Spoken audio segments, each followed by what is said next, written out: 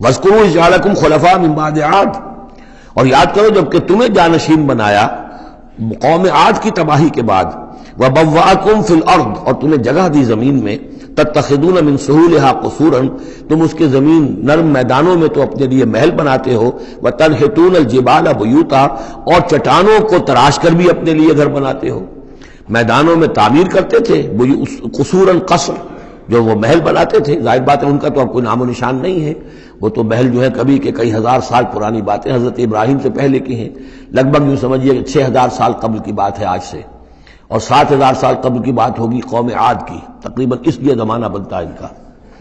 تو اس میں فرمایا کہ وہ تو محل تو ان کے ختم ہو گئے، تنحتون الجبال بیوتا، پہاڑوں کو جو تراش کے انہوں نے گھر بنائے تھے وہ آج بھی موجود ہیں۔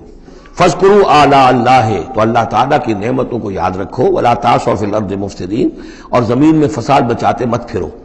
قال الملأ الذین استکبروا من قومہ، کہا سرداروں نے اس کی قوم میں سے جنہوں نے استکبار کیا، متکبر تھے، تکبر کیا، للذین استضعفوا، ان لوگوں سے جو دبا لیے گئے تھے، غریب لوگ تھے، دبے ہوئے تھے، پسے ہوئے تھے، لمن آمن منہم، ان میں سے جو بھی ان میں سے ایمان لے آئے تھے ان غرباء میں سے، اتعلمون ان صالحا مرسل من ربی، وہ کہتے تھے بڑے ہی غرور اور تمکنت کے ساتھ اور بڑے استحقار کے ساتھ، کیا تم لوگوں کا خیال یہ ہے کہ یہ صالح اللہ کا رسول ہے؟ اتعلمون ان صالحا مرسل من ربی، کیا تم لوگوں کا خیال یہ ہے کہ یہ صالح جو ہے یہ واقعی اللہ کا بھیجا ہوا؟ قالوا انا بما ارسل به مؤمنون، ان کا ہاں ہم تو جو کچھ وہ دے کر بھیجے گئے ہیں اس پر ایمان رکھتے ہیں۔ وہ غرباء فقراء جو ہے انہیں جواب دیتے تھے، تو ان کا جواب کیا ہوتا تھا اب ان سرداروں کا؟ قال الذين استكبروا انا بالذي آمنتم به کافرون، تو جس چیز پر تم ایمان لائے ہو ہم اس کا کفر کرتے ہیں۔ فعقروا الناقۃ، تو انہوں نے کاٹ ڈالا، ہلاک کر دیا، کوچے کاٹ دی اس ناقہ کی۔ وہ ناقہ جو ہے اس کی خوراک بھی بہت تھی، اللہ کی ناقہ تھی، وہ پانی پیتی تھی تو ایک دن کا پورا چشمہ جو ہے وہ پی جاتی تھی سارا۔ طے کر دیا گیا تھا کہ ایک دن تمہارے جو ہے باقی ڈھور ڈنگر جانور بھیڑیں بکریاں پانی پیئیں گے، اور ایک دن یہ پوری ایک جو ہے ناقۃ اللہ یہ پانی پیے گی۔ تو یہ آزمائش ان کے لیے ناقابل برداشت ہو گئی، چنانچہ انہوں نے پھر سازش کی، اور ان میں سے جو بڑے بڑے سردار تھے انہوں نے ایکا کیا، یہ تفصیل بعد میں آئے گی، اور اس اونٹنی کو ہلاک کر دیا۔ فعقروا الناقۃ وعتوا عن امر ربہم، اور اپنے رب کے حکم سے انہوں نے سرکشی کی۔ وقالوا یا صالح ائتنا بما تعدنا ان كنت من المرسلین، اور یہ اس کو مارنے کے بعد اس کو اونٹنی کو اب انہوں نے چیلنج کے انداز میں کہا، اچھا اے صالح اب لے آؤ جس کا تم نے وعدہ کیا تھا، اگر تم واقعی رسول ہو تو لاؤ، کہاں ہے عذاب؟ ہم نے تو وہ تمہاری اونٹنی جو ہے وہ ہلاک کر دی۔ فاخذتهم الرجفۃ، تو انہیں آ پکڑا ایک زلزلے نے۔ فاصبحوا فی دارہم جاثمین، تو وہ پڑے رہ گئے اپنے ان گھروں میں، اپنی بستیوں میں اوندھے پڑے رہ گئے، سب کے سب ہلاک ہو گئے۔ فتولی عنہم، تو حضرت صالح نے ان سے پیٹھ موڑی، ان سے رخ موڑا، چلے وہاں سے۔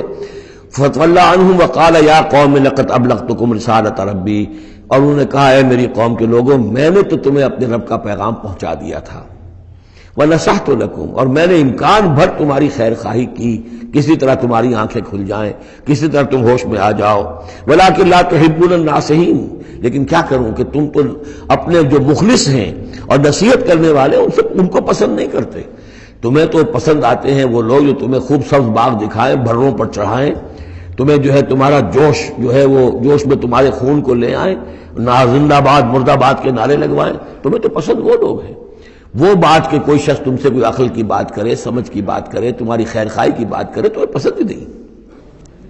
وَلُوطًا، اب یہاں نوٹ کیجئے یہ 3 رسول ہیں پری ابراہمک، حضرت نوح، حضرت ہود، حضرت صالح، پری ابراہم، حضرت ابراہیم علیہ السلام سے پہلے کے۔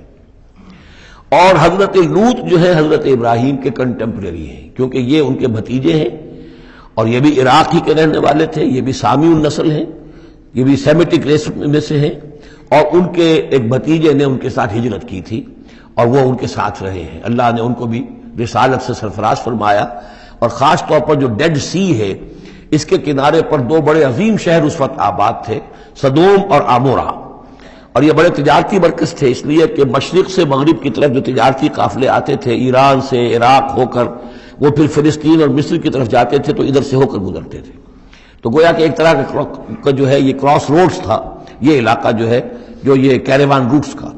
اس حوالے سے ان کے لیے بڑی وہ خوشحالی تھی.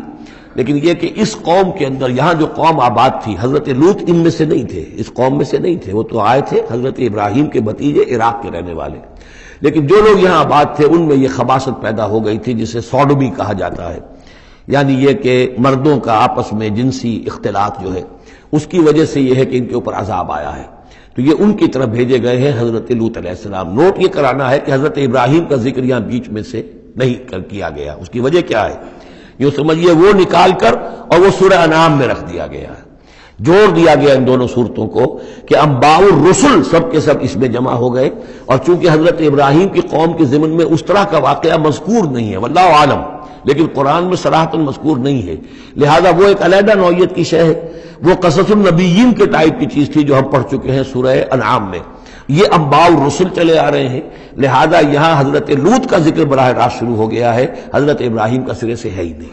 ان چیزوں کے اندر ایک ربط ہے منطقی. وَلُوطًا إِذْ قَالَ لِقَوْمِهِ، اور ہم نے بھیجا لوط کو جبکہ کہا اس نے اپنی قوم سے، جا کے جہاں آباد ہو گئے تو وہ قوم ہو گئی لیکن یہ اس قوم سے نہیں تھے خود.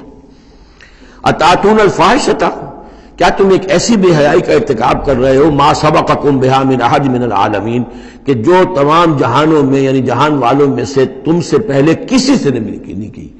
یعنی یہ کہ انفرادی کوئی فعل کہیں کو ہوتا ہو اور بات ہے، لیکن اس کو ایک اجتماعی پورا قوم کا شعار بنا لینا، کھلم کھلا کرنا، اس پہ کوئی شرمانے کی بجائے اور اکڑنا، وہ یہ ساری چیزیں جو تم کر رہے ہو، تو یہ تو وہ چیز ہے کہ دنیا کی تاریخ انسانی کے اندر شاید اس کی کوئی اور مثال نہیں. اتاتون الفاحشۃ ما سبقکم بہا من احد من العالمین انکم لتاتون الرجال شہوۃ، تم مردوں کا رخ کرتے ہو شہوت کے ساتھ، من دون النساء، عورتوں کو چھوڑ کر. بل انتم قوم مسرفون، تم تو حد سے تجاوز کرنے والے قوم ہو، قانون طبیعت، قانون فطری کے خلاف جا رہے ہو.